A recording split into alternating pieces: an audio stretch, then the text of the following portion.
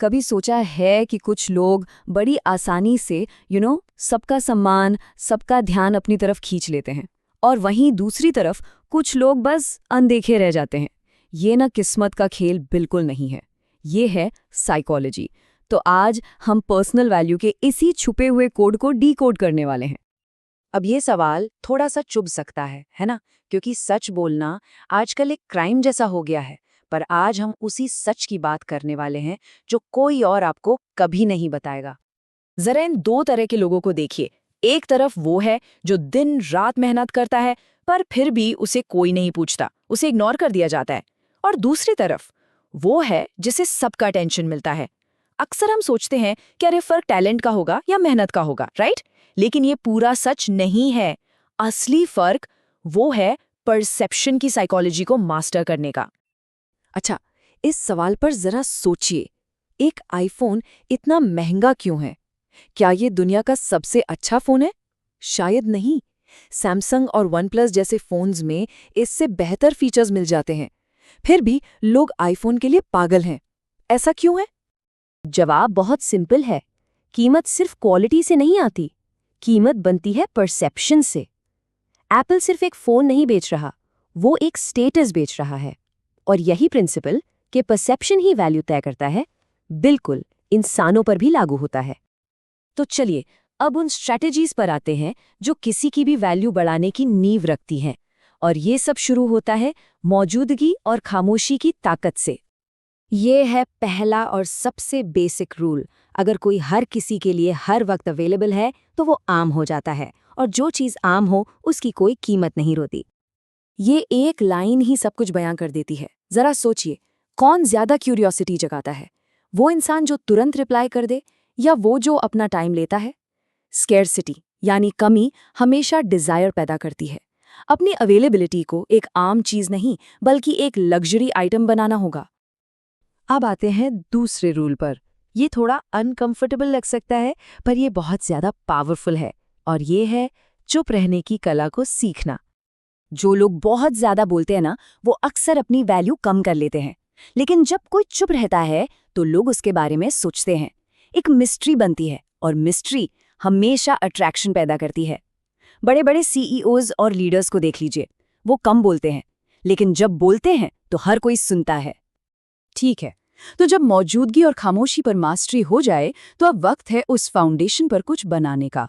अब बात होगी उस इमेज की जो दुनिया को दिखाई जाती है, और उन बाउंड्रीज की जो सेट की जाती हैं। ये एक कड़वी सच्चाई है। दुनिया किसी को वैसे नहीं देखती जैसे वो असल में है, दुनिया उसे वैसे देखती है जैसे वो दिखता है। गुची या रोलेक्स जैसे ब्रांड्स को ही देख लीजिए। क्या उनके प्रोडक्ट्स हमेशा बेस्ट होते हैं? नहीं, लेकिन उनकी इमेज बेहतर है, इसलिए उनकी कीमत भी बेहतर है। एक इंसान की पर्सनल इमेज भी बिल्कुल ऐसे ही काम करती है।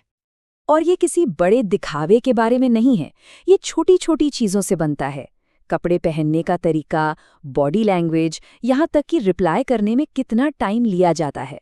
लोग इन सिग्नल्स को अनजाने में पकड़ लेते हैं और मन में एक वैल्यू की इमेज बना लेते हैं। अब बात करते हैं सबसे कंट्रोवर्शियल लेकिन सबसे पावरफुल स्ट्रैटेजीज में से एक की, और वो है लोगों को मना करना सीखना। ये एक नेचुरल डर है, कोई भी दूसरों को निराश नहीं करना चाहता, लेकिन इसकी एक कीमत भी चुकानी पड़ती है। जब कोई हर किसी को हाँ बोलता है तो वो एक मैसेज भेजता है कि मेरा टाइम और मेरी एनर्जी की कोई लिमिट नहीं है। लेकिन ना बोलना इसका ठीक उल्टा मैसेज देता है। ये दिखाता है कि किसी के रिसोर्स कीमती हैं, लिमिटेड हैं, और जो भी चीज़ लिमिटेड होती है वो महंगी हो जाती है। चलिए अब कुछ और एडवांस साइकोलॉजिकल टैक्टिक्स की बात करते हैं जो एक हाई वैल्यू पोजीशन बनाए रखने में मदद करेंगी। ये थोड़ा डीप है पर बहुत इफ़ेक्टिव है।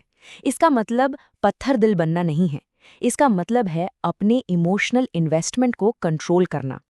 जो लोग बहुत जल्दी इमोशनली सब कुछ सामने रख देते हैं ना, वो कमज़ोर और प्रिडिक्टेबल लगते हैं।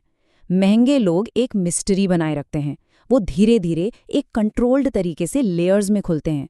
अपनी गहराई को बचा के रखना ज़रूरी है। इसे यूनिवर्स की सबसे बड़ी पावर कहा गया है, वॉक अवे पावर, मतलब किसी भी सिचुएशन से चले जाने की ताकत। लोग किसी को तभी वैल्यू देते हैं जब उन्हें लगता है कि वो उसे खो सकते हैं। जिस इंसान के पास चले जाने का ऑप्शन होता है, उसे कंट्रोल नहीं किया जा सकता। अब आते हैं आखिरी और सबसे इम्पोर्टेंट रूल पर, एक ऐसा रूल जो बाकी सबको एक साथ जोड़ता है। महंगा बनने का सबसे परमानेंट तरीका है सच में महंगा बनना, स्किल्स में, नॉलेज में और पर्सनैलिटी में। कोई जितना बेहतर बनता जाएगा उसकी नेचुरल वैल्यू उतनी ही बढ़ती जाएगी। ये आर्टिफिशियल नहीं है, ये रियल है। जब कोई सच में वैल्यूएबल होता है ना, तो दुनिया अपने आप उसके साथ वैसा ही बिहेव करती है। ये यूनिवर्स का नियम है। तो इन स्ट्रैटेजीज को मैनिपुलेशन की तरह नहीं देखना चाहिए। ये मॉडर्न दुनिया को समझने और उसमें सर्वाइव करने के लिए एक गाइड है। अब वक्त आ गया है कि लोग किसी के टाइम को वैल्यू देना शुरू करें और उसकी मंजूरी चाहें। और आखिर में एक सवाल, ये सिर्फ दूसरों के परसेप्शन के बारे में नहीं है, ये इस बारे में भी है कि कोई खुद को कितनी वैल्यू देता है। एक इंसान की असली कीमत क्या है?